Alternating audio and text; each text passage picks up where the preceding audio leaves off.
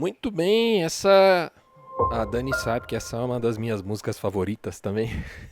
Toda hora eu falo, né, que é uma música favorita. Essa é uma das minhas músicas favoritas do Pimenta, do Sérgio Pimenta, Pescador. Tá num álbum dos Vencedores por Cristo. E diz a lenda, né, que essa música foi candidata a participar do Festival da Canção, né, lá atrás e tal. E caso ela fosse selecionada, seria talvez a primeira música cristã, né, a participar do Festival da Canção. E é uma letra fabulosa, uma música fantástica, que graças a Deus eu recebi autorização para fazer um cover dela, né? Então, em algum dia a gente vai é, gravar essa versão oficial dessa música, Pescador do Sérgio Pimenta, um cover, né? Autorizado pela viúva do Sérgio. Muito bem.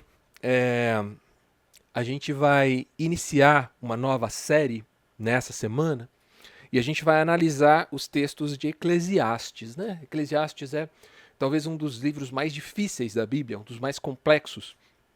E a gente vai entender o porquê, né? O que tem de tão complicado assim em Eclesiastes. Para a gente começar essa conversa, eu queria que você prestasse bastante atenção num texto que eu vou ler aqui. Um texto curtinho, um parágrafo só. Diz assim, ó: As crianças agora amam o luxo, têm maus modos, desprezo pela autoridade, demonstram falta de respeito pelos mais velhos e amam a conversa fiada em vez de exercícios. As crianças agora são tiranas, não as servas das suas casas. Elas não se levantam mais quando os mais velhos entram na sala. Elas contradizem seus pais, tagarelam na frente da companhia, devoram guloseimas à mesa, cruzam as pernas e tiranizam seus professores. Agora a pergunta que eu tenho para te fazer é: você acha que esse texto é de quem? Eu vou dar três opções, tá? Primeira opção, você acha que ela é de Sócrates, do filósofo grego, né? Do século IV a.C. Ou se ela é de Kenneth Freeman, né? Um ensaísta de 1907, século passado. Ou isso foi escrito por algum professor indignado, né? Agora, no século XXI, recentemente. Parece, a meu ver, que qualquer um dos três seria uma resposta plausível, né? Qualquer um dos três serviria, né? Mas a tese mais aceita é de que ou esse pensamento, esse texto é do Sócrates, alguns dizem que é de Sócrates, outros dizem que é do Kenneth Freeman. A vida moderna dá pra gente uma sensação de que tudo que a gente está vivendo é muito novo. Tudo aquilo mais. Na verdade, tudo que a gente vê de novo, que parece novo, ou disruptivo, nada mais é do que uma repetição daquilo que está acontecendo vez após vez, ano após ano, geração após geração. A vida moderna dá a sensação que a gente está sempre correndo, sempre trabalhando, sempre consumindo e nunca chegando em lugar nenhum. Mas a gente ainda aspira aquilo que alguns vão chamar de horizonte utópico, né? Uma possibilidade de chegar em algum lugar. É sempre essa repetição exaustiva das mesmas tarefas, a busca por algo que nos satisfaça, é o que nos dá um sentimento de vazio. É sobre isso que o pregador de Eclesiastes diz quando ele usa a expressão correr atrás do vento. Perceba, a gente é arrogante quando entende, quando conjectura que aquilo que nós estamos vivendo é absolutamente novo e que não tem nada a ver com o que os nossos antepassados viveram. O pregador vai falar sobre isso. O pregador é o autor de Eclesiastes, né? Eclesiastes é o texto do pregador, do falador, né? Como o Ed René costuma lembrar, né, no seu podcast, é Correlê, né? O nome original desse livro é Correlê, ou seja, o pregador, o falador, né? E é com essa honestidade que esse livro começa.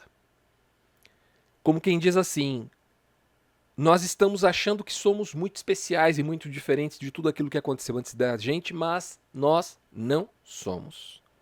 O pregador que se identifica como o rei Salomão, né, o autor de Eclesiastes, ele não tem medo de tocar nesse assunto. É um assunto que talvez seja a primeira pregação que você está ouvindo sobre Eclesiastes. Ou que se dispõe a abordar de forma honesta o livro todo. Mas o pregador não tem esse receio. O autor de Eclesiastes não tem esse receio. Ele vai fazer perguntas difíceis. E a pergunta dele inicial é aquela que vai culminar na frase talvez mais famosa desse texto. Vaidade de vaidades. Tudo é vaidade. Isso não é um lamento ou uma derrota, mas é uma tese que ele quer testar. E ele vai discorrer todo o seu livro testando essa tese de que tudo aquilo que nos move, tudo aquilo que nos inspira nessa realidade material, não passa de vaidade. Bom, partindo dessa tese, né, de vaidade, primeiro a gente precisa entender o que ele quer dizer com vaidade, né? É muito natural que a gente tenha um entendimento um pouquinho distorcido do que significa a vaidade na pena do pregador. A palavra em hebraico é revel, né? E ela não significa necessariamente alguma coisa inútil, porque às vezes dá essa impressão, né? Ele fala isso aí é pura vaidade, ou seja, a gente tem a impressão que ele está dizendo que é algo inútil, mas não é, tá? Ele não está dizendo que é inútil. Ele não está dizendo que tudo é inútil.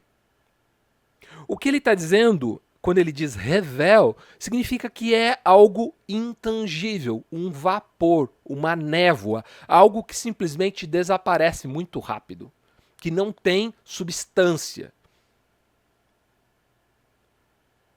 Alguma coisa que você vê passando, mas que você não consegue capturar, né? Uma nuvem, né? Você vê ela passando, como é que eu faço, né?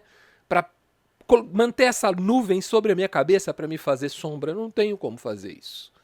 Por isso a nuvem é revel, ou seja, ela é passageira, ela uma hora está, outra hora não está mais. Mas de modo algum isso quer dizer que ela é inútil, ela é útil. Ela só não é duradoura. E é isso que o pregador está propondo. Quando ele diz vaidade de vaidades, ele quer dizer tudo o que existe não dura.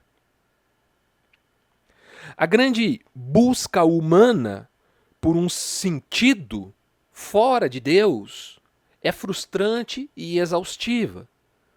Porque a vida debaixo do sol, ou seja, a vida que é vivida sem a presença de Deus, é como correr atrás do vento. É como tentar laçar uma nuvem. Ela não tem propósito e ela é uma tarefa gigante, hercúlea, e que não produz nada. Pelo menos nada a médio, longo prazo, porque as coisas passam muito rápido. A vida sem um propósito eterno resulta em exaustão, porque a gente se esforça muito, e em um vazio existencial, por mais que a gente conquiste nesse processo. A gente se esforça, conquista coisas, e quando olha para trás, parece que a gente tentou ajuntar água com as mãos e ela vazou pelo vão dos dedos. Para ilustrar essa tese, o pregador usa a natureza. E em Eclesiastes 1, ele fala do ciclo do sol, né? Que nasce e se põe. Ele fala do vento que sopra em círculos. Ele fala dos rios que correm para o mar, mas que nunca enchem o mar, né? Tem uma música que eu gosto muito do Coletivo Candeeiro, que eles cantam: todo ribeiro vai pro mar e o mar não enche não. Eu sei que é de um coco tradicional, né? Essa frase. Todo ribeiro vai para o mar e o mar não enche, não. É a sabedoria daqui, de Eclesiastes. Ou seja, todo esse esforço, você vê aquela água, aquela multidão de água, aquela montanha de água nas cataratas do Iguaçu, não são capazes de aumentar o nível do mar em 1 milímetro.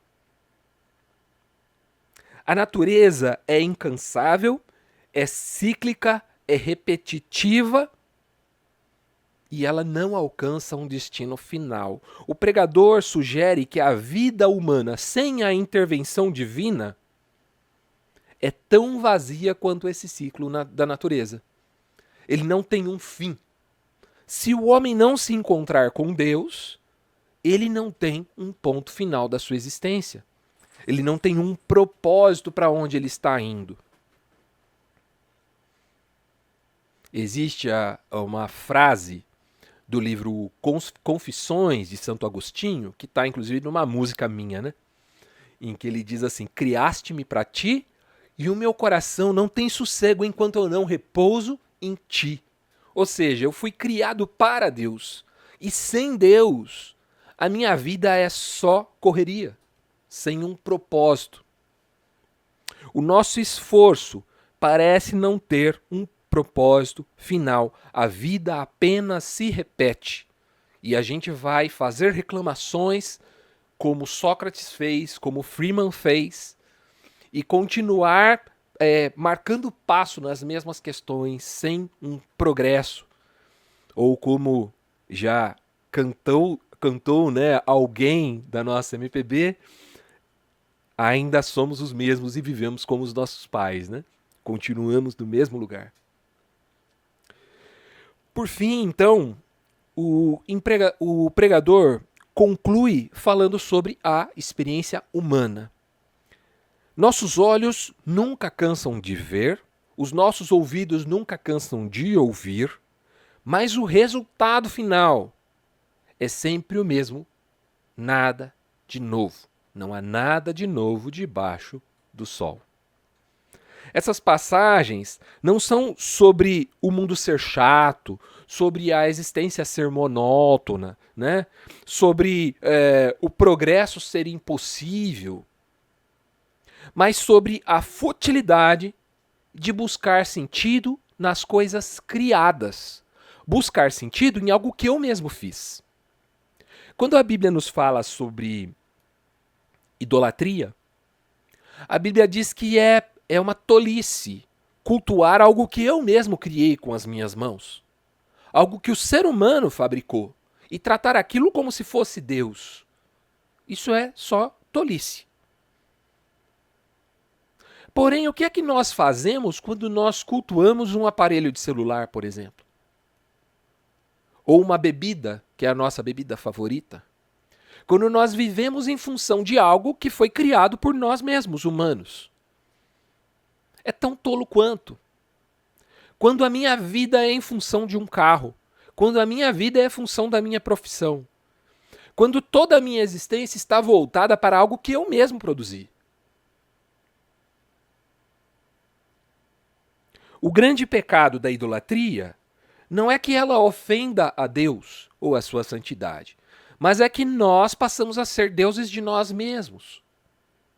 Nós passamos a cultuar coisas que nós mesmos fizemos com as nossas mãos. E nós nos tornamos criadores da nossa própria criação e senhores da nossa própria vida. E nesse momento nós excluímos Deus dessa equação. Nós, no fim das contas, vivemos para nós mesmos.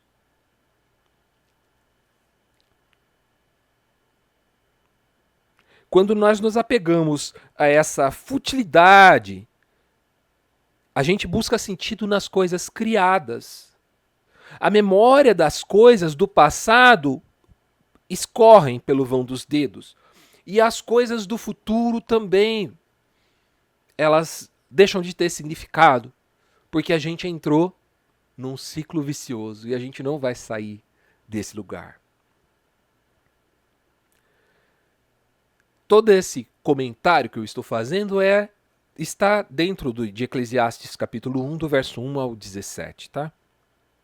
O que o pregador nos oferece nessa primeira mensagem, nesse primeiro trecho que a gente está analisando não é uma fórmula, mas ele é um espelho. Ele não traz, nesse momento, uma solução para esse ciclo que se repete, mas ele nos força a olhar para o problema.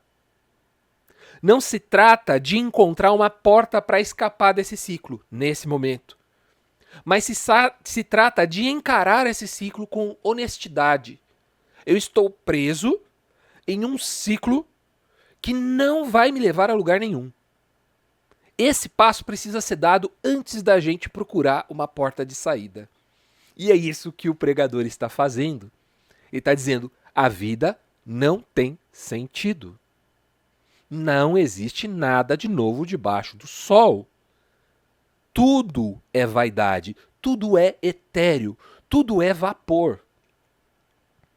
A nossa experiência de busca incessante, de repetição exaustiva, de uma corrida que não tem linha de chegada, não é por acaso. O eco do vazio, o sentimento de que a gente está correndo atrás do vento, não é uma falha no nosso sistema, mas é uma pista. É a própria criação que nos diz, nos informa que a sua beleza e a sua energia, por mais maravilhosas que sejam, não são um fim em si mesmas. O pregador está, na verdade, nos fazendo um questionamento. O que você está buscando? Porque se o que eu estou buscando é sucesso profissional, eu nunca vou chegar. Eu não conheço ninguém que afirme, cheguei. Cheguei no sucesso. Eu tenho o que eu queria. Por quê? Esses processos são processos cíclicos. Toda vez que eu chego no lugar que eu achava que eu estaria satisfeito quando eu chegasse, eu percebo que aquilo ainda não é o lugar. É como se eu estivesse buscando a origem de um arco-íris, né? Dizem que tem um pote de ouro, né, na ponta do arco-íris, né? E essa é uma metáfora exatamente sobre essa realidade aqui. Quando é que alguém chega no fim do arco-íris? Não chega. Porque quanto mais eu caminho em direção ao arco-íris, mais longe o arco-íris vai ficar no meu campo de visão. Porque o arco-íris é um fenômeno óptico. Não é um objeto físico que está ali, mas é só um reflexo da luz. Enquanto nós seguimos correndo atrás do vento, ou buscando o fim do arco-íris, nós estamos entretidos e nos esforçando atrás de algo que não vai levar a gente a lugar nenhum. E tanto a natureza quanto a nossa própria existência nos dão pistas disso. Essa primeira mensagem sobre Eclesiastes não é deprimente, tá? Eu não estou falando essas coisas para que você fique deprimido. Eu estou falando essas coisas para te convidar a uma reflexão. O pregador está nos dizendo, eu sei o que você sente, porque eu também sinto. Eu já tive nesse lugar. Eu sei o que é correr atrás do vento. Eu corri atrás do vento. E não consegui pegar ele. E agora eu quero te levar comigo em uma jornada em busca daquilo que realmente importa.